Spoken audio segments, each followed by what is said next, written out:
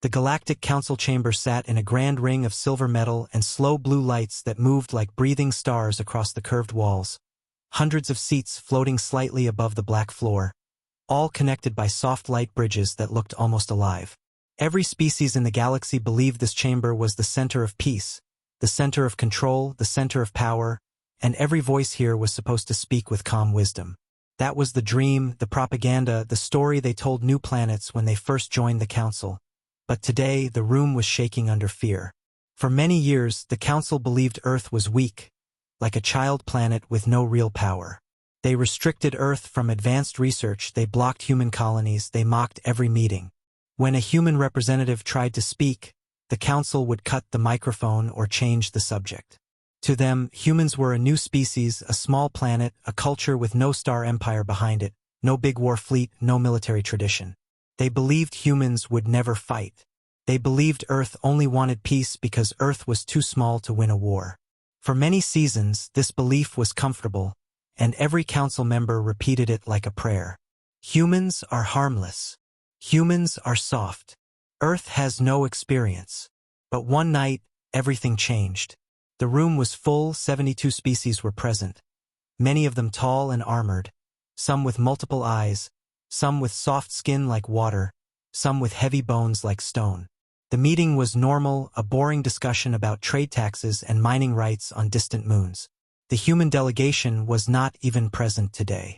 Nobody cared. Nobody asked. And then the alarms started.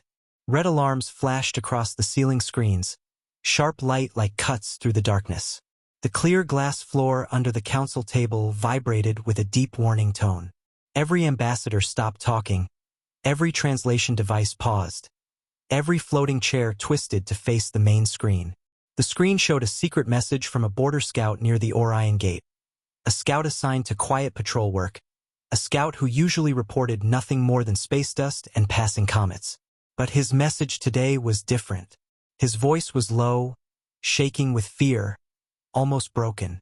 His eyes were wide, like he saw something impossible. The message repeated in every language at the same time. An unknown fleet is entering the solar system. Not council ships. Invasion size unknown. Silence hit the room like gravity. In a second, all those proud voices turned into heavy breathing and shaking hands. The ambassadors panicked. Who was crazy enough to attack Earth alone? No empire in the galaxy dared to do this. Humans were unpredictable, humans were emotional, humans remembered every insult, every attack, and the last war with humans had changed the galaxy forever. Millions still remembered the final battle, millions lost someone in that war, and no one forgot how humans fought when they were pushed. Some species respected that memory. Others feared it. The Council believed humans would never fight again, that Earth was tired, that Earth accepted its place under the Council's control. They believed humans would never build weapons again. They believed humans loved peace because peace was their only choice. That belief now felt like a mistake. A big mistake. The Council expected Earth to cry for help, to send messages begging for support, asking the Council to send ships, asking the Council for protection like a small child behind a bigger parent. They expected humans to show fear. They expected the signal to arrive before the attack even started. But Earth did nothing. Earth went silent. No request for defense. No screaming message. No panic. Not even a diplomatic call. For a long minute, the entire solar system was quiet. The Council sent 3 messages to Earth. Simple questions. Do you need help? Should we send fleet? What is enemy identity? But there was no reply. The screen only showed the blue spinning world of Earth, peaceful clouds, lights of cities, oceans shining like glass, with no sign of war preparations. Some ambassadors whispered, "Maybe the invasion is small. Maybe humans do not understand threat." Others shook their heads. "No invasion is small.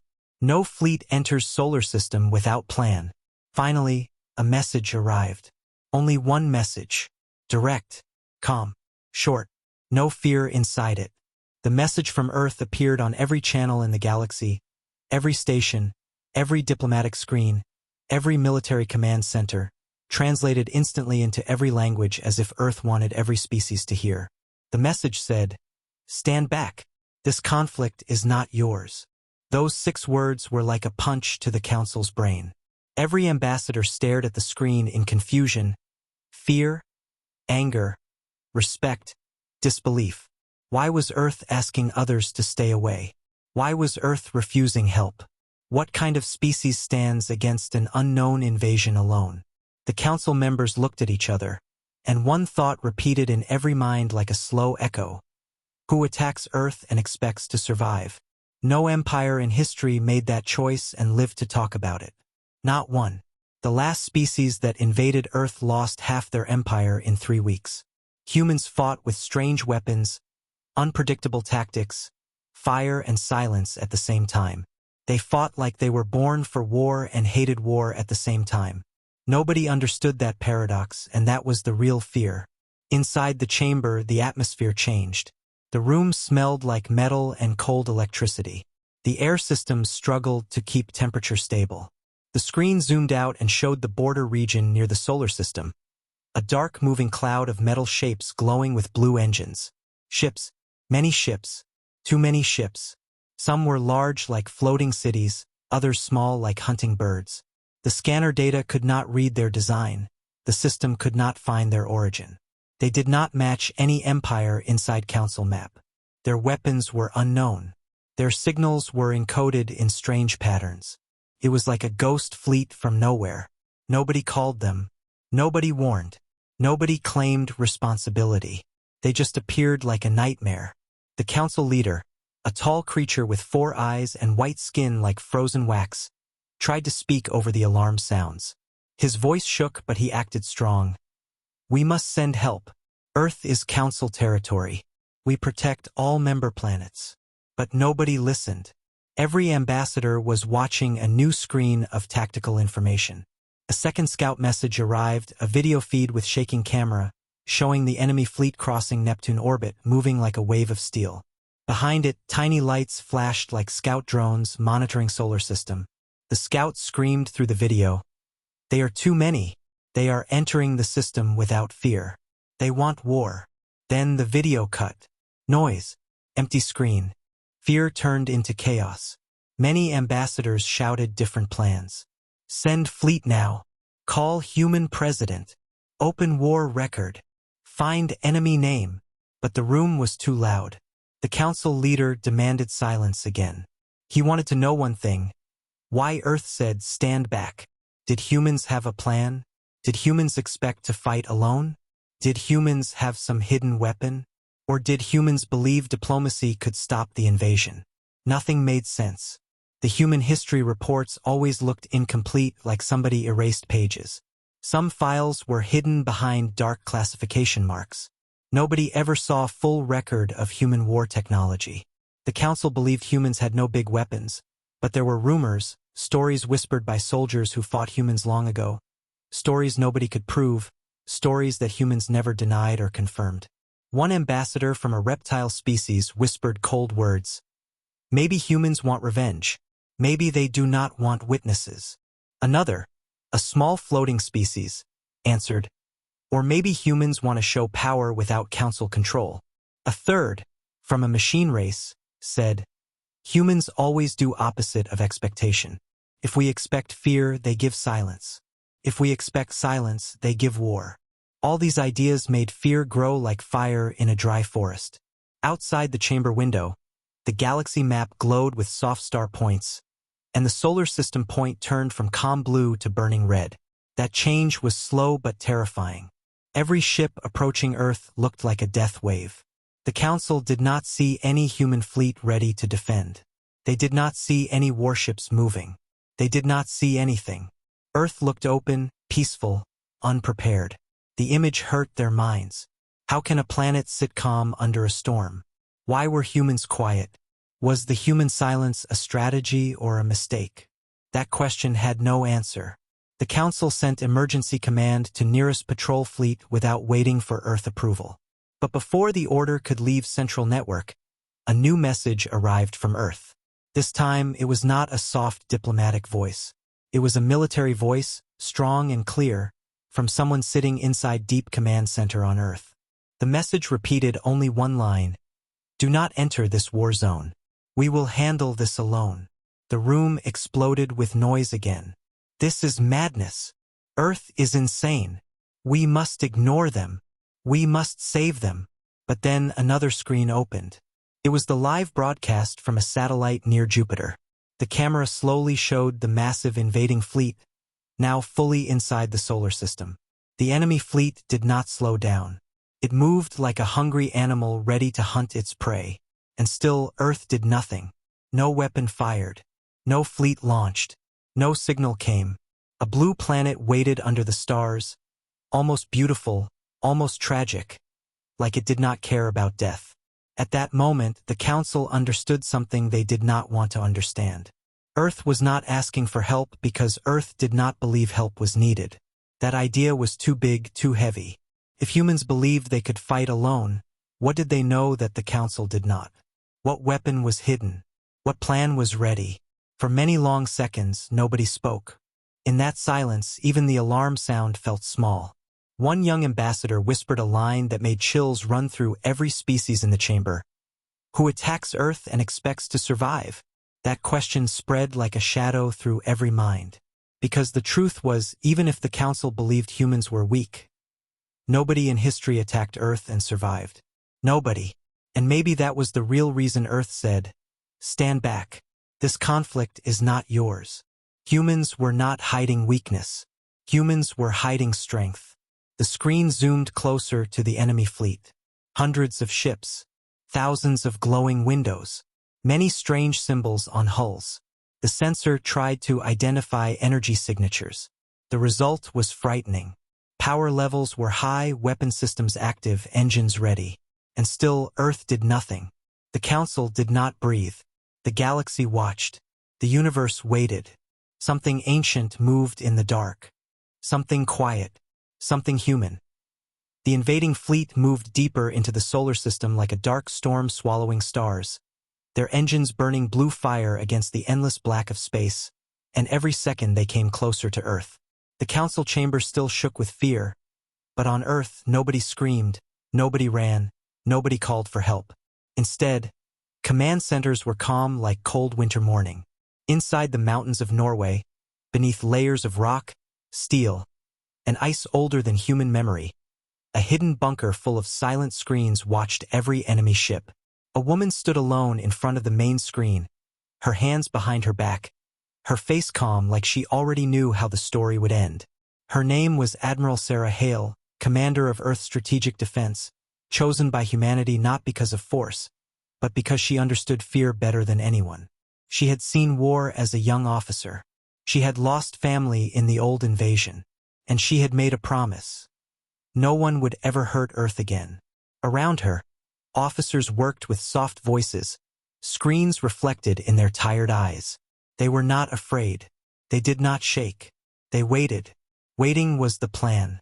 The enemy expected humans to fight early, to panic, to launch everything at once. But humans had learned something painful in the old war. Fighting too early is how you lose. Silence was a weapon. Patience was a weapon. The enemy did not understand that yet. The enemy did not know that silence is the last breath before lightning. In space, the enemy fleet sent out a broadcast on all channels. The message was loud, full of confidence, full of arrogance, like a king talking to slaves. The voice said, "We claim Earth. Humans will serve. Surrender now and live under our rule. Reject, and your planet burns." The words echoed across every ship in the galaxy. The Council heard it. Civilian stations heard it. Small ships on distant moons heard it. And the answer from Earth was not shouting, not anger. It was only 7 words, spoken by Admiral Hale in a calm, cold voice. "You came to the wrong planet for war." That reply spread faster than light in rumor networks. Billions heard it and felt something strange in their heart. Something like a heartbeat turning into thunder. Some species smiled. Some whispered, "Humans are insane." Some whispered, "Humans are brave." A child on a distant mining station asked their father, "Can humans really win?" And the father had no answer. Nobody had the answer. Only Earth knew its true power, and Earth was not ready to explain. The enemy laughed at the message. Their commanders believed humans were stupid. They believed Earth had no defense. They believed no small planet could fight a grand empire of star battleships. They moved forward. Their scanners locked on cities, oceans, satellites, everything that could be a target. They prepared to fire the first strike. In the council chamber, the ambassadors leaned forward like watching a horror story they could not stop. The screen showed enemy weapon systems charging like glowing suns. Their missiles rose from their ships like black teeth. Their cannons flashed with blue energy. Millions of lives on Earth were one command away from death. One council member closed his eyes and whispered a prayer for humans, a prayer no one expected him to speak. Another held her claws tight, feeling guilt for all the years they treated humans like toys. The council leader stared at the screen, waiting for light, waiting for fire, waiting for the end. But something happened that no one expected. Seconds before missiles launched, Earth screens changed. A small symbol appeared in the corner, a rotating triangle around a tiny star. That symbol was never seen by the council, but every human officer recognized it at once. It was the symbol of a hidden project, something buried deep in human military. Project Homefire. In a forgotten military archive under the Pacific Ocean, old machinery woke from long sleep. In dark tunnels beneath lunar rock, giant metal doors opened with dust falling like snow. Around Jupiter, tiny invisible points in space began to glow like fireflies. The enemy scanners did not see anything. Their sensors showed empty space, no defense, no human fleet. That was the plan. Humans were always visible, until they had to disappear. When the enemy fired the first missile, thousands of warheads flying toward Earth in a perfect deadly wave, the council screamed. They yelled for shields, for defense, for anything. But Earth did not move. Earth did not fire interception. The missiles moved fast, breaking through orbital layers, only seconds away from atmosphere. This was the moment that would decide everything. Council eyes filled with tears. Some could not watch. Some wanted to run. Some whispered, "Forgive us, humans." And then the impossible happened. The missiles disappeared. Not exploded. Not destroyed. Just disappeared. One moment they were real, the next moment they were gone like they were never born. The cameras showed empty space where death was supposed to be. No light, no impact, no debris, nothing. A perfect silence where war should live. The council froze. Speakers crackled. Systems tried to report something, but the data was nonsense. It said, "Error. Space fold event detected." Something no technology in the council could understand. Admiral Hale watched the screen and gave her first quiet command. Phase net active. Condition Iron Dawn. Officers around her typed commands with cold precision. Deep under Antarctica, a set of giant machines bent space around Earth, creating invisible walls that folded incoming weapons into nothingness, sending them somewhere far beyond the system. The enemy did not know where their own missiles went. They fired again and again. Thousands of warheads vanished like dust in water. The enemy screamed orders, confused, angry, shocked. Their leaders shouted for new tactics. They did not understand what was happening. The council stared like children watching magic. A scientist in the chamber hit the table with trembling claws, shouting, "Space folding is impossible. It is forbidden by physics." Another scientist whispered, "Humans do not care about forbidden." Then Earth fired. Not a storm of lasers. Not a rain of missiles. Earth fired one shot. One line of red energy curved through space from behind the moon, hitting an enemy battleship. The ship did not explode dramatically. It simply faded out of existence like a shadow leaving a room. The enemy fleet screamed on open channels. Their language was full of terror. They did not understand how a single shot could erase a ship. They did not know what weapon hit them. The council chamber erupted in disbelief. Some ambassadors remembered rumors from the old war, stories that humans built weapons not to kill, but to erase. They thought it was myth. Now it was living truth. Inside the secret bunker, Admiral Hale did not smile. She did not celebrate. She only whispered to herself, "Never again." like it was a promise. Her eyes did not show victory. They showed pain from memory. War was not glory to her. War was a scar. She wanted it to end fast. In the skies above Jupiter, something huge moved. At first, it looked like a shadow passing behind clouds, but there were no clouds in space. The shape grew bigger. A massive object came from behind the gas giant, hidden until this exact moment. It was a ship, but not like the enemy ships. This ship was bigger, darker, older. Its hull was black metal with white English letters painted across the side. The letters were simple, beautiful, terrifying. Titan of Earth. The council went silent again. Even the alarms seemed to stop. Some ambassadors whispered, "This is not possible." The Titan was not in any record. It was not in any treaty data. No survey had seen it. No spy had reported it. This ship was built in total darkness. A secret bigger than a planet. The Titan moved slowly, like it carried the weight of a world on its hull.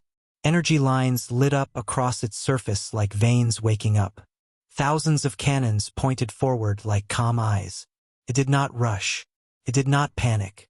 It moved with confidence older than fear. The enemy fleet turned all weapons toward the Titan, like trying to kill a mountain with arrows. The Titan opened a broadcast, not loud, not long, not dramatic. Only 6 words, spoken by a man whose voice sounded like Earth itself. "Leave Earth now. Last and only warning." That message reached every ship, every station, every mind watching. Some council members cried without reason. Some enemy captains felt fear so deep it hurt their bones. The Titan did not threaten like the enemy. Promised truth. Promised reality. Promised that staying meant death. The enemy fired everything. Their weapons filled space with blue light, with plasma fire, with energy that could break moons. The council expected a huge explosion, a dramatic clash. But the Titan did something else. It did nothing. The weapons hit its hull and vanished like dust touching water. No fire, no damage, nothing. The Titan's surface absorbed everything like a silent ocean swallowing stones. Then the Titan fired back. One beam, quiet, red, clean. Within seconds, dozens of enemy ships faded into nothing, erased from existence. Their crew never screamed. They never understood. They never saw death coming. Across the galaxy, a child watching the broadcast whispered, "Humans are not weak." And the father finally understood what to answer. Inside the council chamber, the leader looked at the old war records again, feeling nausea. The council did not make humans weak. The council made humans quiet. And quiet humanity built monsters under the ocean. Built weapons behind moons. Built ships that could break history. Admiral Hale watched the Titan, the ship she helped design in secret programs that even presidents could not read. She whispered one line that only her officers heard. "Peace is protected by dangerous people." The enemy fleet tried to escape, but the Titan fired again. Silent beams cut through space like invisible blades. Ships died like shadows. In minutes, the invasion fleet was broken. Only a few ships remained, shaking, begging for mercy on open channels. Their commanders cried in their language, calling out to their own empire for help, for rescue. They came to Earth to make human slaves, and now they begged for life. Admiral Hale closed her eyes for a moment and said, "Accept surrender. Show them what humans are." The Titan stopped firing. Humanity stopped the kill. Victory did not turn into cruelty. That was the difference. The enemy ships sent distress calls across the galaxy, a message full of fear. "Do not attack Earth. They will erase you." The message reached every empire. Rumors became truth. Truth became law. And Earth's silence finally made sense. They did not call for help because they did not need help. They were ready.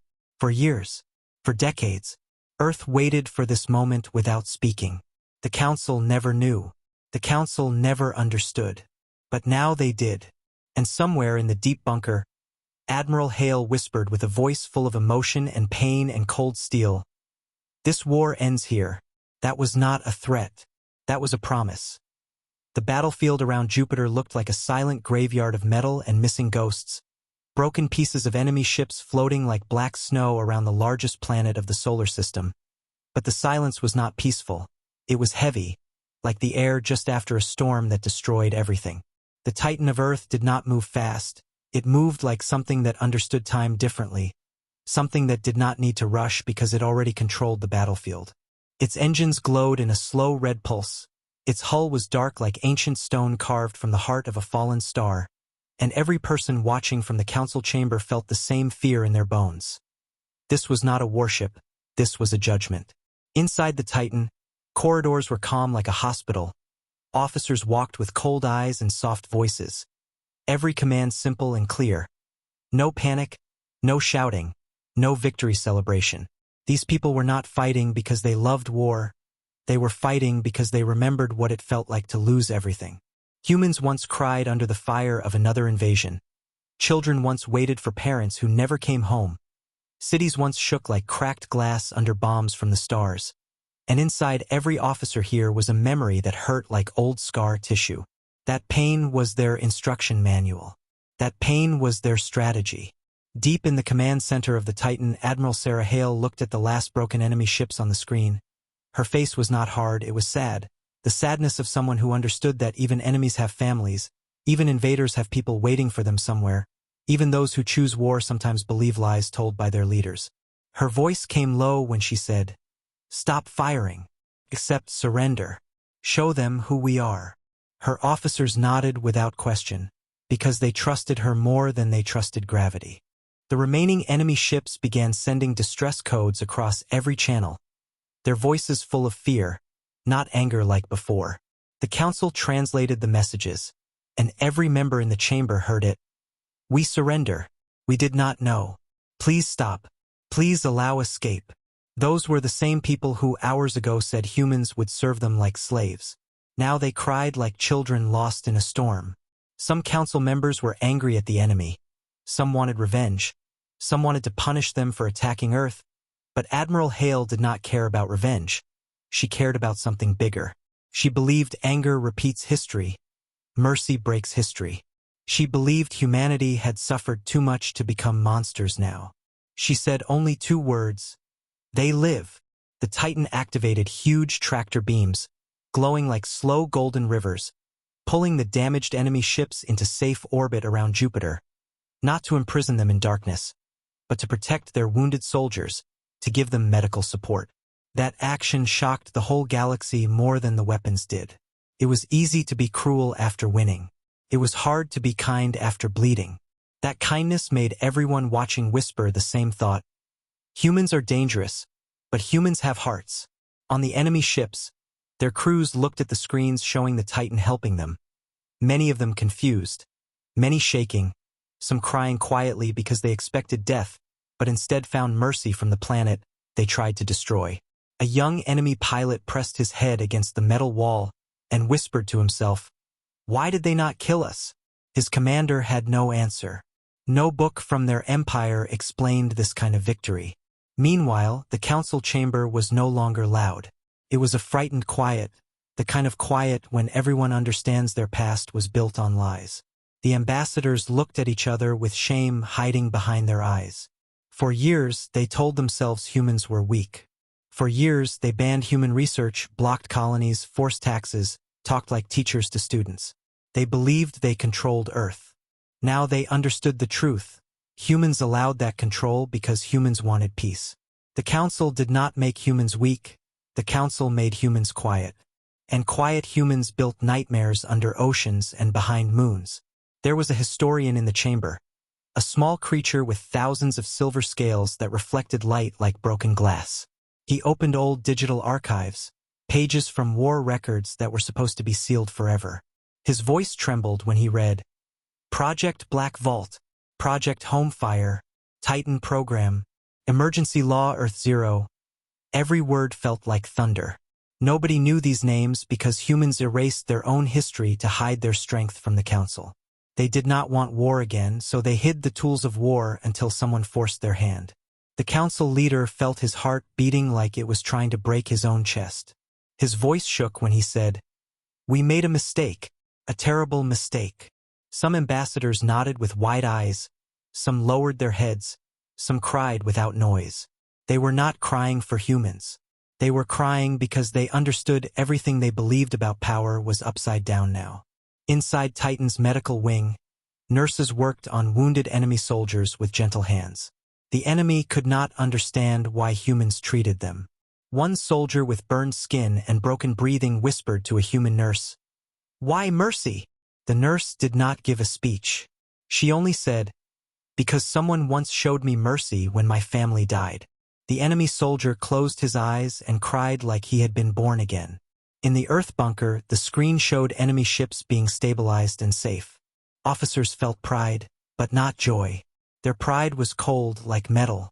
They remembered names of the dead from the last invasion, and that memory taught them to end war quickly, end war cleanly, end war without turning into the same cruelty that hurt them. But while the enemy surrendered, something else was happening in the shadows of the solar system. The enemy empire far from Earth received the distress call. Their leaders listened to the broken voices of their own soldiers begging to live, and that message cut their pride like a knife.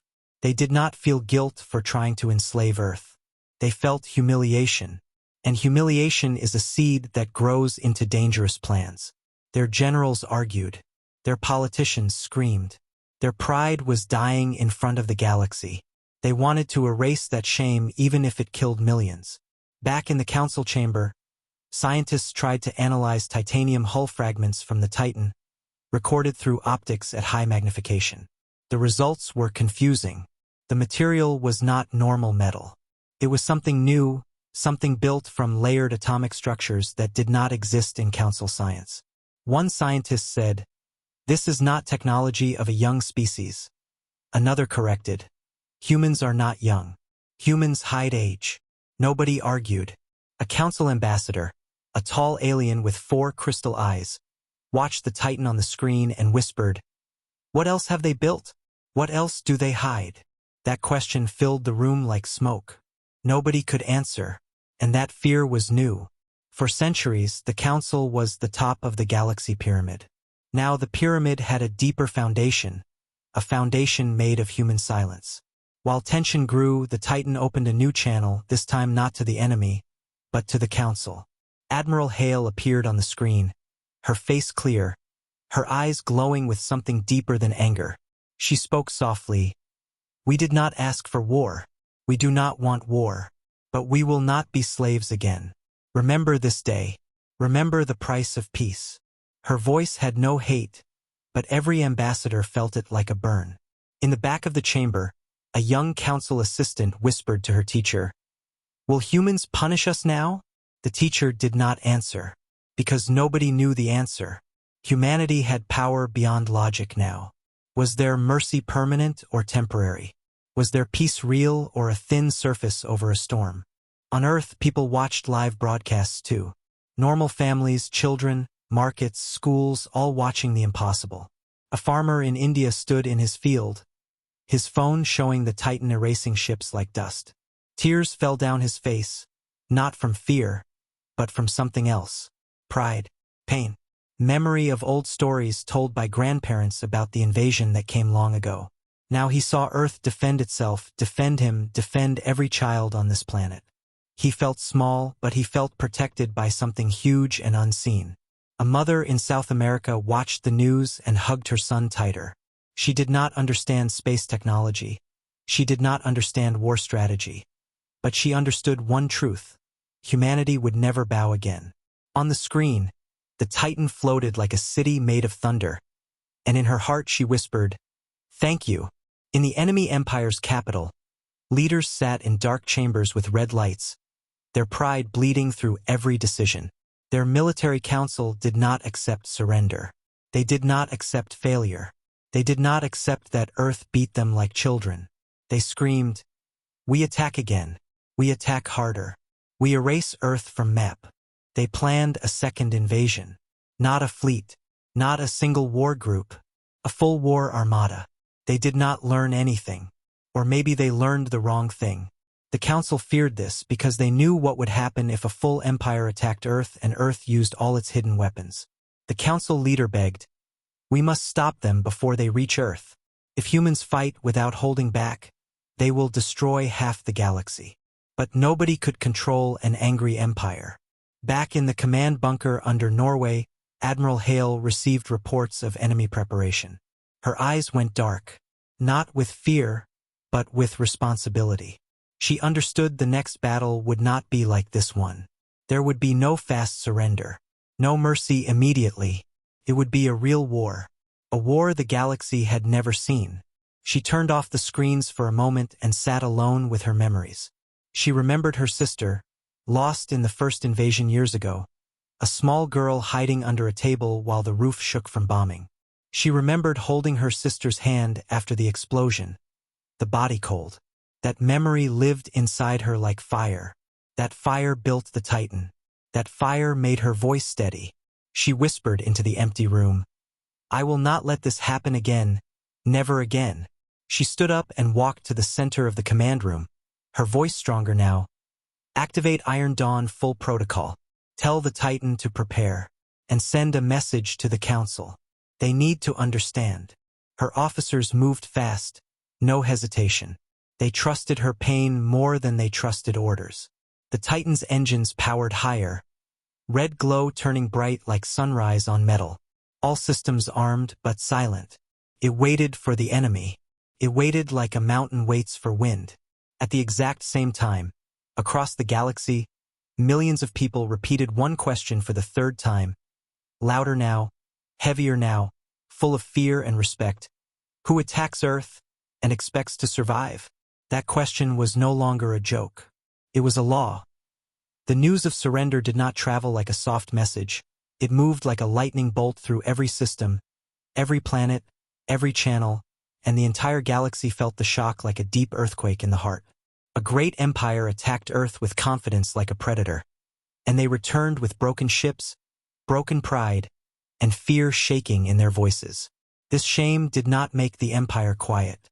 It made them angry like a wounded animal. In dark war rooms across their home system, generals shouted, leaders argued, maps glowed red with plans for a second strike, a bigger strike, not a small fleet like the first time, but a moving wall of war built to erase a planet from the stars. They were not coming to win territory. They were coming to remove the memory of their defeat. In the council chamber, alarms stopped. The screen still showed the Titan floating like a silent god near Jupiter, its long shadow cutting through the gas giant's bright storms like a mountain walking through sky, but the atmosphere of the chamber felt like the air inside a tomb. Everyone understood something dangerous. The first invasion was just a test, a small knife sent to measure the enemy's blood. The real weapon was still waiting, and the council knew they had a choice: help humans now or watch the galaxy burn in a war so huge that every star would lose something. But the council was not one mind. It was many minds tied together by fear, selfishness, old lies, old mistakes. Some ambassadors said, "We must help Earth. The Empire will destroy everything if we stay silent." Others said, "If we help Earth, humans will show even more weapons. If humans can build Titan in secret, what else do they hide? They might become our enemy after the war. We must let them weaken each other." These words were heavy like poison. The council was never built for truth. It was built for control. And now control was melting like ice under fire. The council leader raised his hand for silence. His voice was soft but sharp when he spoke. "We feared humans because we did not understand them. We controlled them because we feared their silence. Now that fear is broken. If we let the Empire attack again, Earth will defend itself, but their weapons will destroy everything beyond Earth. We must stand with them now, or the galaxy will be ash." His voice was full of something rare, regret. In another corner of the chamber, an old ambassador with yellow eyes whispered to himself, "We called them a child race. We were wrong. They are older than their years. They carry scars like we carry tradition." His voice shook with shame. While the council argued like children over the fate of worlds, Earth's command bunker in Norway was quiet like a heartbeat before battle. Admiral Sarah Hale stood in the center like a stone carved by war. Her officers looked at her not like a commander, but like a shield. Screens showed enemy systems heating up, energy signatures from thousands of ships moving into formation. The Empire did not send a message. They did not announce war. They did not ask for talk. They just moved silently, like a falling planet that did not care about anything in its path.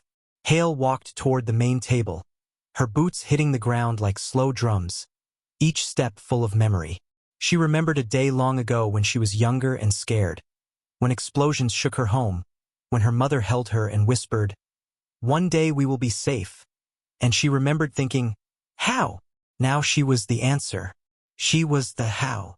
Her voice was low when she spoke, calm like cold water over hot stone. The Empire is coming again, bigger. They will not stop until they break or we break. We must prepare full protocol Iron Dawn. No half measures. Officers looked at each other with wide eyes. Iron Dawn full protocol was never used in history. It meant something deeper than war. It meant revealing all secrets.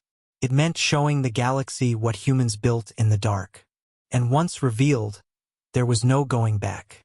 Her advisor, a man with silver hair and tired eyes, asked softly, "If we use Iron Dawn, the Council will know everything. They will fear us even more." Hale stared at the screen showing thousands of red enemy signatures moving into attack formation and answered with a voice that felt like broken steel turned into a weapon. "Let them fear the truth. Fear is better than slavery. Fear is better than death." In space, the Titan turned slowly, its long body shining under distant sunlight like the spine of a dragon made from forgotten metal. Inside the ship, Commander Rhodes stood beside a huge war table where holographic stars floated like dust. He watched the enemy formation appear across the map, red dots growing like blood on a white cloth. His jaw tightened. He served under Hale for 15 years. He survived battles that erased cities. He trusted her with his life. He whispered to the map, "Come then. See what silence creates." Titan sent a message to Earth headquarters. "Ready for full engagement. Awaiting Iron Dawn code." Hale typed a short reply, "Code confirmed. Begin Dawn sequence." Then the world changed. Beneath the Pacific Ocean, in a trench deeper than anything known to the Council, massive doors opened like the mouth of a sleeping giant waking up after centuries. Inside those doors were machines the size of cities, glowing with red patterns like veins. They rose slowly from the water, like islands made of metal breaking the surface of an ancient sea. These were not ships. They were something else. Something humanity built when they decided never again. Above the moon, in the dark side nobody sees, hidden stations activated like stars breaking through night. Metal structures unfolded like wings opening for the first time. Massive cannons shaped like spears pointed toward the place where enemy ships would arrive. Their energy hummed with a frequency that made the moon shake like a beating heart. Across Earth, all power grids dimmed for 2 seconds, as if the planet was inhaling, preparing to breathe out fire. Lights flickered in every city. Children looked at windows glowing like sunrise. They did not know why, but they felt something waking up under their feet, something older than their houses, older than governments, older than the Council. In the Council chamber, screens updated in real time. One by one, hidden Earth structures appeared on the map like bright stars forming a galaxy only humans knew existed. Ambassadors gasped, some shouting, some covering their eyes, some whispering old prayers. Someone screamed, "How did they build this without us knowing?" Another cried, "They could have destroyed us any time." The leader spoke with shaking voice, "But they did not. That tells us everything." The enemy fleet entered the solar system like a storm of knives, thousands of warships with engines burning blue hate, weapons hot with rage, commanders desperate to rewrite history with fire. Their sensors saw Earth defenses and their pride turned into madness. They sent a loud broadcast filled with rage and shame. "Earth is rebellion. Earth is threat. Earth will fall and kneel." For a moment, the Council thought Earth would reply with strong words, a speech, a warning. But Earth did not speak. Humanity understood something the enemy never learned. Words do not stop a storm. Walls do. The reply from Earth was simple, small, soft. "We offered peace. You chose death." Then the battle began. Without sound in space, war looks like light dancing. Red beams cutting through black, blue explosions blooming like empty flowers. But this war did not look like any old war. It looked like a lesson written in fire. The hidden stations on the moon fired first. Their beams were not normal weapons. They bent around time and space like whips cutting the sky. Entire sections of the enemy fleet disappeared like a dream burning away under sunlight. No debris, no cry, no echo. Gone. The council stared with horror and awe. Their science could not explain. Their language did not have words. Their minds could not hold the image without shaking. The machines from under the Pacific rose high into orbit, engines glowing like volcanic hearts. They opened giant panels and released millions of small drones, each the size of a bird, moving with perfect unity, silent like snow in night. They swarmed enemy ships, cutting through shields like paper, turning armor into dust, disabling weapons without killing crews. This was war built by pain, not by hate. Humans did not want to kill more than needed. They wanted to end war. The Titan moved forward into the center of the battlefield like a judge walking into a court. It did not rush. It did not show hunger for victory. It moved with heavy dignity. Enemy warships fired everything they had, blue fire and loud light that shook space. The Titan absorbed it. Its hull glowed like iron in fire, but it did not break. It grew brighter, stronger. The enemy screamed on open channels. It cannot be destroyed. It is not metal. It is not ship. Inside the Titan, Admiral Hale's voice came through speakers. Push forward. Cut their command line. Commander Rhodes nodded and gave orders. Drones changed direction like fish in ocean, flying through enemy formation like sharp wind. Within minutes, the enemy command ship lit up on the battlefield screen. Titan's main cannon charged with slow red pulse, like a heartbeat turning into a sunrise. Before firing, Hale spoke again, not to enemy officers, but to the galaxy. We remember the day you came to take our homes. Now remember the day we defended them. Let this be the last lesson. The main cannon fired. It was not explosion. It was silence. A red beam touched the enemy command ship, and the ship faded like memory erased from mind. The enemy fleet broke. Without command, without pride, without direction, thousands of ships turned into chaos. Some tried to escape. Some dropped weapons. Some cried. Some begged. Humanity did not chase them to kill. Humanity let them run. Humans did not need more dead bodies to prove their power. In the council chamber, the leader stood up with tears in his eyes and said something nobody expected. We must stand with Earth, not because they are strong, but because they are right. Every ambassador felt that truth like a weight lifted from their heart. In the enemy capital, the news arrived like a sword slicing through every heart. The Empire's leaders stared at the battlefield report showing half their armada erased by a single ship. Their pride bled out. Their hate burned to ash. They realized the truth: they could not beat the planet they wanted to enslave. They could not threaten a species that turned pain into steel. And inside Titan, Admiral Hale sat down slowly, her arms shaking for the first time. Not from fear, from emotion, from memory. She remembered her sister under the table. She remembered the cold body. She remembered 3 words whispered by her mother. One day safe. Hale looked at the screen showing enemy retreat and whispered back, Today is that day. Soldiers around her did not cheer. They did not celebrate. They stayed quiet, because they knew war is not glory. War is a wound that stays inside every survivor forever. Their victory was not a crown. It was a scar shaped like a planet. Earth did not bow. Earth did not break. Earth did not scream. Earth stayed silent until it spoke with light. And across the galaxy, every child, every soldier, every leader, every family repeated the same question with new meaning, new respect, new fear, and new hope. Who attacks Earth and expects to survive? That question was no longer fear. It was a prophecy. The war was not over when the last enemy ship ran from the battlefield like a broken animal fleeing from fire. The real war continued in the hearts of every person who watched the sky, in every leader who felt shame for their old judgment, and in every child across the galaxy who saw humans not as weak strangers anymore, but as something different, something powerful, something silent, something carrying a storm inside their calm. When the enemy armada disappeared from the solar system, the stars above Earth looked normal again, shining like diamonds on cold glass, but nothing was normal now. History had changed. Every species could feel it, like a shift in gravity, like the air itself was heavier with truth.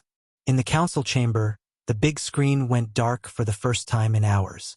The noise of alarms faded, leaving a silence that felt larger than space. Ambassadors sat frozen in their floating seats, eyes locked on each other, but nobody knew what to say. Every face was pale with the same question. What did we just witness? The council leader stood slowly, his robes shaking like his bones were cold. He looked old now, older than any record, not because of age, but because he finally understood something that hurt. The council spent decades laughing at humans, and humans spent decades building something the council did not even see in their brightest dreams. He spoke with a voice that sounded like stone cracking. We treated Earth like a child. We acted like masters. We were wrong. Humanity does not need us for protection. It is we who need to learn from them. Some ambassadors lowered their eyes, ashamed. Others cried quietly, not because humans won a war, but because everything they believed about power was broken now. In the far corner of the chamber, a young ambassador with smooth silver skin whispered, "They could have destroyed us years ago, but they did not." The thought traveled through the room like a ghost. Every empire understood something terrifying and beautiful. Humans had power, but did not use it to rule. Humans wanted peace, truly, deeply, painfully. Their silence was not weakness. It was sacrifice. On Earth, in the hidden bunker under thick ice and stone, Admiral Sarah Hale stared at the screen showing enemy retreat signals. Her face was tired, her eyes heavy, not with joy, not with pride, but with memory. The war was won, but victory never cleaned old wounds. It only stopped new ones from appearing. Around her, officers waited for orders. They were trained not to celebrate death. They were trained to guard life. Hale stood straight, her hands behind her back, and spoke softly. "Recover wounded enemy crews. Give medical help. Send them home alive." Officers nodded because they understood her philosophy like religion. Mercy was not weakness. Mercy was a message. We fight to end fighting, not to continue it. But while Earth showed mercy, the enemy empire sat in panic behind closed steel doors. Their war council met in a dark chamber filled with red maps, heavy air, and leaders whose pride was breaking under the weight of reality. The supreme war leader slammed his metal fist on the table, shouting, "We cannot show weakness. If the galaxy sees us beg, our empire will fall." Another commander shouted back, "If we attack again, we lose everything. Earth has weapons we have no words for." Their arguments were loud like thunder hitting mountains. They did not agree on anything except one thing. They did not understand humans. One of the oldest advisors, his hair white like winter smoke, stood slowly and said, "We believed humans were easy prey. We believed silence was weakness. But silence was their shield. Their power is hidden because they fear war more than we do. They remember pain we never faced." His voice was full of something the others could not admit, respect. The council room fell quiet. Then a young commander with shaking voice asked, "What do we do now?" The old advisor answered with heavy words, "We end this war, or we end ourselves." On the Titan, the command lights dimmed like the ship was exhaling after holding its breath for too long. Commander Rhodes walked through the quiet metal halls, listening to the hum of engines that sounded like distant thunder asleep. Soldiers did not cheer. They moved slowly, tired, thinking about families waiting at home, thinking about faces they would never see again from the old war. Victory did not erase the ghosts that followed them. Rhodes entered the main observation deck where Admiral Hale stood alone, looking out through the long glass wall into the stars. From here, Jupiter looked like a burning jewel, giant swirls of storms moving like hearts beating under orange clouds. The Titan's shadow rested across the planet's light, and it looked like the ship was protecting the world itself. Rhodes stopped beside Hale. He did not speak. He waited. Sometimes silence was the language of warriors. After a long moment, Hale whispered, "I remember the night my city fell. I remember the heat, the smoke, my sister lying under rubble. I promised her I would never let this happen again." Her voice trembled, not from weakness, but from the kind of pain that sharpens into iron. Rhodes looked at her with respect deeper than fear. He said softly, "You kept your promise. Today, no child hides under fire." Hale closed her eyes, and the memory of her sister's small hand in the darkness came back like a dream made of ash.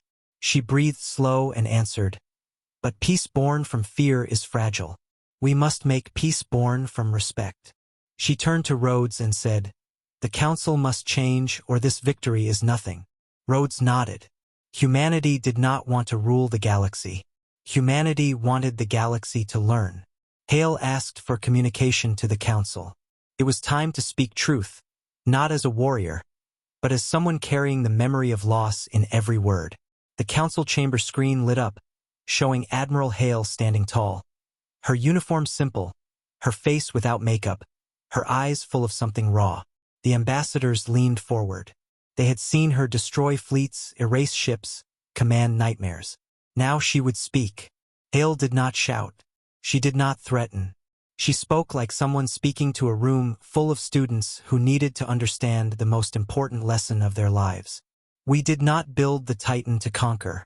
We built it to survive. When the Council denied our research, we stayed silent. When the Council blocked our colonies, we stayed silent. We stayed silent because we wanted peace more than pride. But the Empire came with chains. The Empire came with fire. And silence became danger. So we woke what we hid." Her voice was calm, but every word hit the chamber like a hammer. "We will not be slaves again. We will not be controlled by fear. We are ready for peace, but not peace built on our knees. If the Council wants unity, then the Council must change. Not tomorrow. Now." A heavy silence swallowed the chamber. Her words did not sound like demand. They sounded like truth. A truth nobody could reject now. Humans had earned their voice not by speaking, but by bleeding. The Council leader stood, his hands shaking, and bowed his head. Not as a show, not as politics, but as respect. He said, "We made mistakes. We controlled what we should have supported. We punished what we should have protected. Earth asked for peace and we gave chains. You defended your home while we watched from far. For this shame, we ask forgiveness." The entire chamber bowed their heads. Millions watched from across the galaxy. It was the first time in galactic history that the strongest political body apologized to a single planet. Hale did not smile. Forgiveness was not a trophy. It was a path. She replied, "We accept apology, but apology is not enough. New laws must protect every world from this kind of war. No empire should have power to attack alone. No world should fear chains. The Council must rewrite its rules with one truth. Peace is more valuable than control." Her words planted seeds in every heart. Seeds that would grow into new history. Later, in the secret medical wing of the Titan, wounded enemy soldiers lay in white beds, breathing with machines humming gentle sounds, their bodies weak but alive. A young enemy pilot with golden eyes looked at the ceiling and whispered, "Why spare us?" A human doctor checked his bandages and answered with warm, simple words, "Because death ends learning. Life begins change." The pilot cried silent tears. The doctor touched his shoulder softly.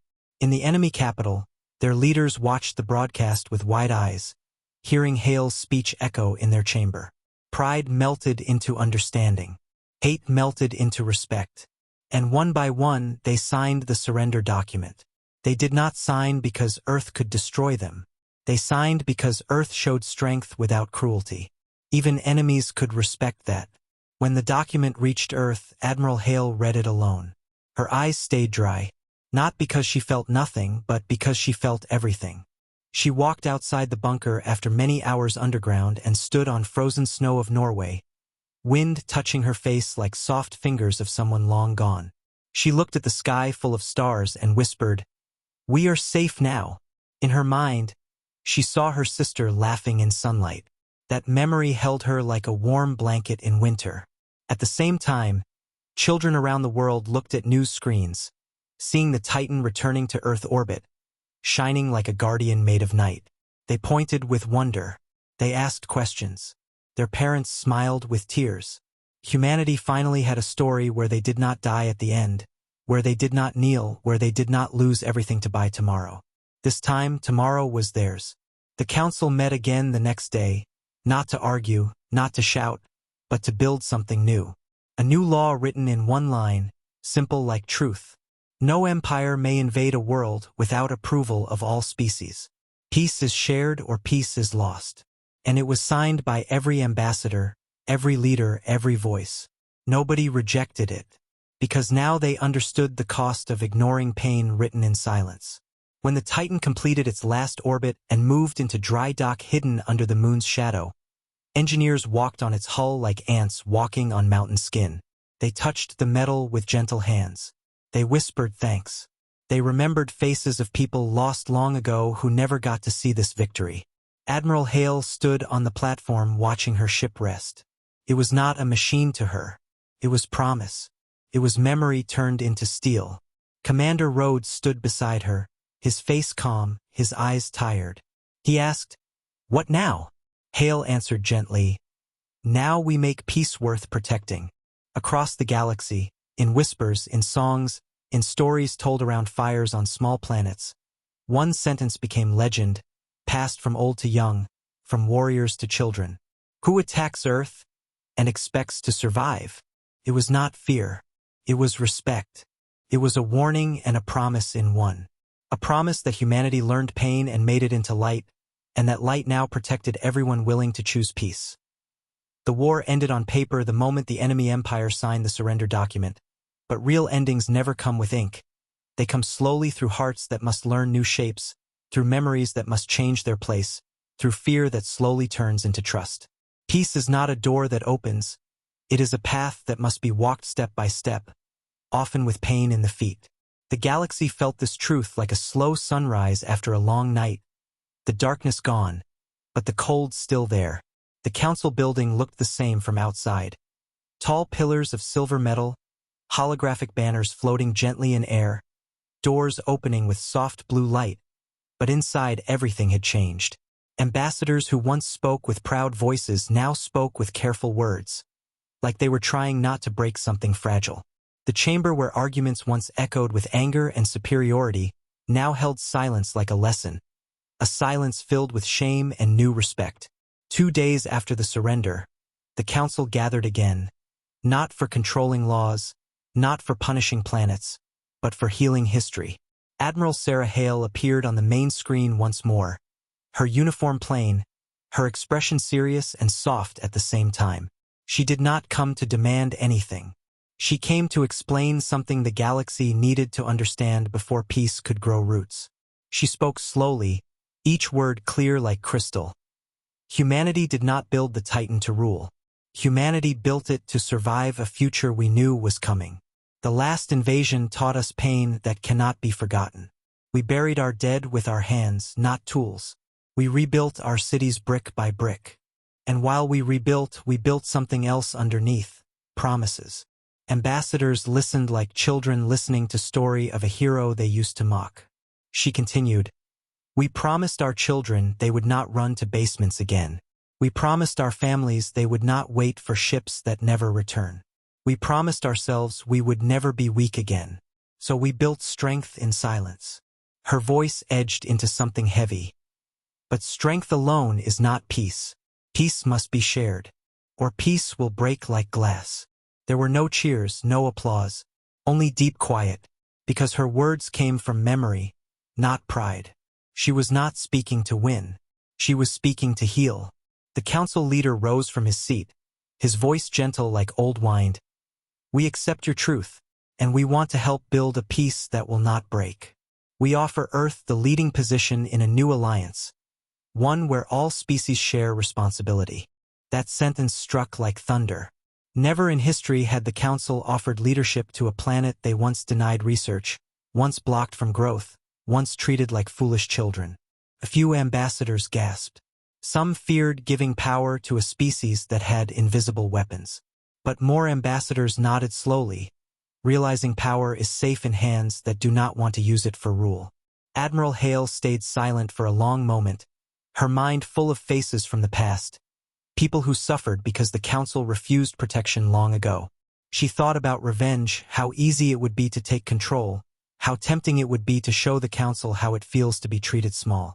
But she was not a child of revenge. She was a guardian of memory. She answered, "We accept partnership. We do not accept dominance. Leadership must be shared. Peace must not belong to one world." The Council leader smiled for the first time this week, not with joy, but with relief. Humans would not rise as kings. They would rise as shield. Meanwhile, on the Titan, corridors were full of soft footsteps, the sound of bandages, the whisper of medics checking vitals. Enemy soldiers lay in clean white beds, machines humming like lullabies, the smell of medicine and new hope in air. For many of them, waking up on a human ship was confusing, terrifying. They remembered flying to Earth with hunger for conquest. Now they drank water given by the same hands they tried to chain. The contradiction broke their minds open, and something new entered. Shame, understanding, respect. A young soldier from the enemy empire sat upright, his face pale, his arm bandaged, his eyes full of thick confusion. A human nurse changed his foretube while humming a simple tune. The soldier whispered, Why do this? We tried to kill you." The nurse paused, looked into his eyes and answered with gentle sadness. "Because someone once saved me instead of killing me. That day made me want to save others too." His eyes filled with tears he never cried before. His empire trained him to believe mercy is weakness. But here mercy felt stronger than any weapon. In another room, an enemy officer with broken ribs whispered to Commander Rhodes, "We were told humans are aggressive, unstable, emotional. But your leaders are calm. Your hands are gentle." Rhodes replied softly, "Our emotions are scars. They do not guide us to hate. They guide us to protect." Those words stayed in the officer's heart like fire that does not burn, only warms. 1 week passed in strange peace. Earth sent every injured enemy soldier home alive, escorted by human medical ships flying alongside enemy transports like guardians. The galaxy watched this sight with wide eyes. It was something nobody had seen before, victor protecting the defeated. This moment became history in a way explosions never could. On the enemy's homeworld, families ran to landing platforms when medical ships arrived, crying for sons they believed were dead, touching their faces with trembling hands, grateful beyond language. Mothers hugged human nurses like sisters. Children stared at humans like stories made of light. Inside the enemy palace, the old advisor who called for surrender stood before the emperor. His voice steady now. "Earth chose mercy. If we do not choose change, we do not deserve to survive." The emperor closed his eyes, tears forming from pride and guilt mixed together. He nodded, and just like that, the enemy empire's future turned in a new direction, away from chains toward alliance. On Earth, Admiral Hale visited a memorial made of black stone under an open sky. Names carved into clean surface, thousands of names, thousands of stories that ended too early. She walked slowly, touching a few names with the tips of her fingers as if she could feel the past through stone. The wind moved her hair. The sun was soft. A young officer walked behind her silently, holding a small flower. Hale stopped in front of one name, Lily Hale, her sister. The memory hit like slow heartbeat. The officer placed the flower under the name. He whispered, "I never met her, but she changed the galaxy." Hale's breath shook. She closed her eyes. Tears fell quietly down her cheeks. Not loud, not dramatic. Simple, honest. She spoke through tears. "She was just a child." The officer replied, "That is why you built a future where children do not die in silence." Hale stayed there for a long time, letting grief finish its circle. Every war begins with fear. Every peace begins with tears. Days later, she stood again before the council, not as a commander but as a witness of memory. The chamber was different now. Banners of every species hung together without rank. Seats were arranged in circles, not rows, so nobody would sit above another. The new alliance was forming, not a council of masters, but a union of protectors. The council leader announced the new law, written in 42 languages, but its meaning was simple. No species may attack another without the agreement of all. Any world can ask for protection and receive it from all. Peace is shared. It was the first law in history written by survivors instead of rulers. Hale added one more line. Peace is not silence. Silence is the seed of war if forced. Peace is voice given to all. Ambassadors from dozens of worlds signed the law with their personal seals. When Earthseal burned into paper, a small wave of emotion passed through the room. Some cried, some smiled, some closed their eyes and remembered old battles. But peace never arrives without shadows. And inside the Titan, hidden deep under layers of metal and encrypted data, a secret lay sleeping. A secret Hale feared more than any enemy fleet. A secret she planned to reveal, to end fear forever. That night, she called Commander Rhodes to a private room aboard the Titan. The room was small, only a table, a screen, and darkness. She opened a secure file, a file marked Origin Project. The screen showed images of humans digging in deserts, finding something buried under sand. It showed strange metal that did not come from Earth. It showed DNA sequences with unknown markers. It showed designs for the Titan that started from something found, not created. Rhodes stared at the screen, breath caught. He whispered, "The Titan did not begin with us." Hale nodded, voice low. "We improved it. We built it into what it is today. But the first technology was not ours. It came from a ship that crashed on Earth 200 years ago. A ship older than any empire we know." He felt cold. "Then, who built the original?" Hale looked at him with eyes full of fear and awe both. "I don't know, but someone long ago built weapons beyond imagination and left them in the dark. Maybe as warning, maybe as gift, maybe as trap." She closed the file. "We must tell the council. If we hide this, fear will grow again. Peace will break. The truth is dangerous, yes, but lies are more dangerous." Rhodes nodded. "Then we tell them. Together." That decision was heavy. It meant risking trust to protect trust. It meant showing the galaxy that humanity's strength was not stolen. It was learned. Learned from pain. Built with hands. But also touched by something unknown. Outside the window, Earth rotated, blue and fragile, beautiful like a dream. Children slept peacefully in cities full of lights. Homes stood safe. No basements filled with fear. No ash falling from sky. For the first time in many years, the world did not prepare for war in silence. Prepared for peace in voice. And in that calm sky, the Titan floated in orbit like a guardian made of night. Its engines quiet, its hull reflecting sunrise. It was not monster. It was memory turned into protection. In schools around the world, teachers told stories of bravery, not victory. In small alien villages, elders told children. Humans were silent, but silence held storms. People learned not to judge weakness by quiet. They learned that sometimes the strongest voice is the one that waits. And everywhere, from forgotten moons to crowded stations, one line lived like legend, simple as breath, heavy as history. Who attacks Earth and expects to survive? A question that became a lesson that became peace. Peace was written in documents, explained in speeches, and signed in bright ink. But peace did not live on paper. Peace lived in people, in the way they looked at each other after war, in the way they spoke softer, in the way they remembered pain without letting it turn into new fire. For the galaxy, the war with Earth had ended. For Admiral Sarah Hale, the real battle had just begun. The battle to protect peace from fear, the battle to protect truth from silence.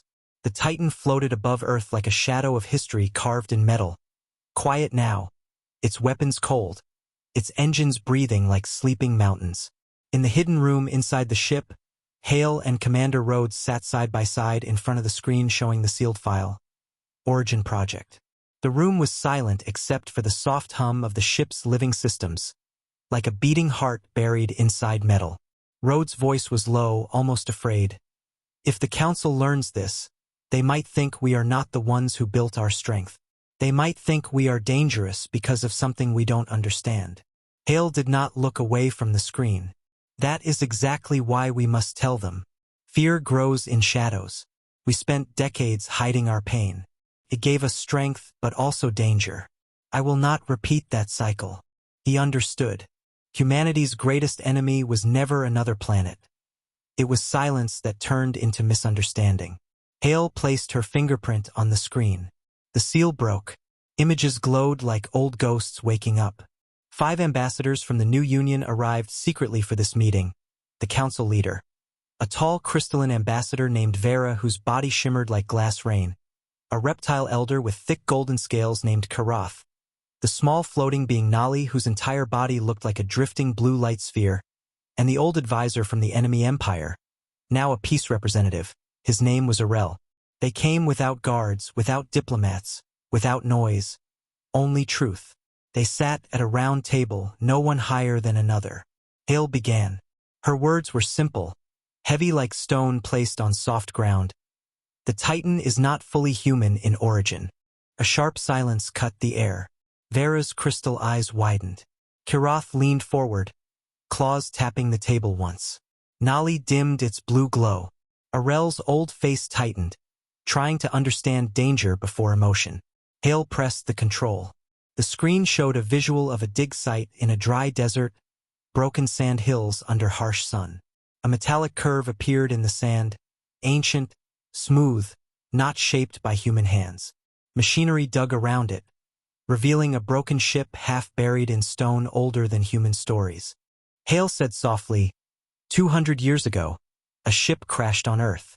No record exists because governments erased everything to avoid panic. We cannot trace its origin. Its design was like nothing in our science. The systems were dead. But inside the wreck we found ideas, formulas that made no sense to our knowledge then, designs for matter stability, energy compression, space bending. Nali whispered, voice like soft echo. You reverse-engineered pieces of it. Hale nodded. Yes, slowly, carefully. It took generations. We built what we understood, not what we did not. We used the knowledge to build Titan's first frame. But everything else, the systems, the heart of the ship, are human engineering. Human pain. Human genius. Arel spoke, his old voice shaking. So your strength is not stolen. It is learned. You took something dead and gave it a soul. Rhodes added. The crashed ship was not a complete weapon. It was a skeleton. What made Titan powerful is not that ship, but what humans added to it, weapons built from our understanding, energy based on our breakthroughs, and the net, the full technology, built by people who lost families in the old war. Karatha's reptile eyes looked sharp, but not angry. So the danger is not that humans found power. The danger is someone else built power like this long ago. Hale slowly nodded. Yes, and we don't know who, or why, or if they are still alive. The crash was not a war sign. It might have been something else. A warning, a gift, a mistake, a lost journey. The council leader pressed his hands together, voice breaking. Why tell us? After the war, humans could have kept this secret forever. No one would question you. Hale looked at him with eyes full of tired honesty. Because peace built on lies breaks like glass. Because one day someone will find the truth, and if we hide it, fear will return. Because trust is more powerful than any ship. The leader closed his eyes. For a moment, he remembered the council's long history, how they controlled, manipulated, silenced, and shaped smaller worlds. Now a world they tried to silence stood before them asking for honesty, not power. He opened his eyes again and said something no council leader had said in centuries. Thank you for trusting us with your deepest secret. We will protect it, and together we will search for answers. Rhodes felt something strange, relief mixed with fear, like stepping into unknown field without weapons. But Hale seemed calm, a quiet calm like someone who had accepted that truth is heavy but necessary. Then Vera spoke with slow force. We must form a research team from all species. If someone built technology like this once, They might have returned or might return in future. We must be ready together. Karath added, not to control Earth, but to stand with Earth. Arel looked at Hale with deep respect. Your sister died in silence. Your people suffered alone. But instead of turning pain into revenge, you turned it into protection for everyone. That is why we will follow your lead. Not because of your weapons, because of your heart. Hale's eyes filled with tears. Not heavy tears, just a thin line of emotion sliding across skin like memory leaving the body. She had spent decades strong like steel. Now she allowed herself softness because softness was not weakness anymore. It was proof that the war was finally over. The council signed an agreement. Not a secrecy deal, but a promise. Earth will share everything learned from the crash. And in return, every species will help understand what the crash means for the future. For the first time, humanity was not alone in its fear of the unknown. Later, when the ambassadors left the Titan, Hale remained on the observation deck. Stars outside looked innocent, like little lights painted on black cloth, hiding infinite darkness. She placed her hand on the glass. Her reflection looked older than last month. War ages souls faster than bodies. Rhodes came beside her. He whispered, do you think the builders of the original ship will ever come for it? Hale answered without turning her head. If they do, then I hope by that time the galaxy is united, not divided. Because no matter what power they have, unity is stronger than any weapon. He watched Earth rise in the window, blue and soft like a sleeping child. Do you think peace will last? Hale closed her eyes and saw her sister's face, smiling in sunlight. Peace lasts only if we wake up every day and protect it like something fragile. Peace is not a stone. It is a flower. Strong roots, soft petals. Rhodes nodded. Then we protect it. On planets across the galaxy, stories about the war turned into lessons, lessons turned into songs, songs turned into traditions. Children of many species played games where they pretended to be humans fighting monsters with quiet courage. No child pretended to be the empire that attacked. Empires fall not when defeated in battle, but when forgotten in stories. In schools, teachers told the truth, that humans were once treated as weak, and they stayed silent not from fear, but from hope. That silence became strength. But strength became dangerous until shared. Children learned not to judge others for their quiet, because quiet might hide a storm. The enemy empire rebuilt their culture. No longer teaching conquer or die, but teaching survive with honor. Their old war banners were burned in ceremonies where mothers stood with human nurses, crying together. On Earth, a memorial day was created, not to celebrate victory, but to mourn the lives lost across every world. Flags from many species flew together in the wind, no flag higher than another. Admiral Hale stood with leaders from dozens of planets, each carrying flowers for the dead of both sides. A small child walked to Hale, holding a flower shaped like white light. She asked, are we safe now? Hale bent down, eyes soft. Yes, because we are not alone anymore. The child gave her the flower. Hale placed it at the memorial and whispered, for every child who never saw peace. In time, the Titan became the heart of a new exploration program. Not for war, but for searching the stars for the origin of the crashed ship and understanding who built it. Instead of being symbol of fear, it became symbol of curiosity. Scientists from many species worked together in its labs, learning from each other. Hale smiled when she saw former enemies laughing together over microscopes. This was victory, not erasing ships, erasing hate. Years later, when Hale walked in the gardens of the new United Worlds Assembly, she saw children from different planets playing together, drawing images of planets connected by bright lines. She sat on a bench, closing her eyes, letting the sun warm her face as a soft wind moved through trees. She heard laughter. She heard no explosions. She heard no sirens. Rhodes walked to her, holding a tablet. The research team found something. She opened her eyes. Fear, hope, curiosity mixing together. What is it? He smiled slightly. A signature from deep space. Not hostile, just watching. like someone looking for their children. Hale's heart beat slow, filled with something beyond words. She whispered, "Maybe they wanted us to learn, not fight." She stood and looked at the sky. A sky that once brought fire now brought mystery. Behind her, engraved on the assembly's wall, were the words that shaped the new galaxy. Peace is shared. Power is responsibility. Memory is our guide. And below it, a smaller line, carved by children from different worlds, a line that became the symbol of the era. Once a fear, now a promise. Who attacks Earth and expects to survive? Not spoken with threat, but with pride. A pride shared by every world that chose peace instead of chains. Because now the truth was simple. Earth did not survive alone. Earth taught the galaxy how to survive together.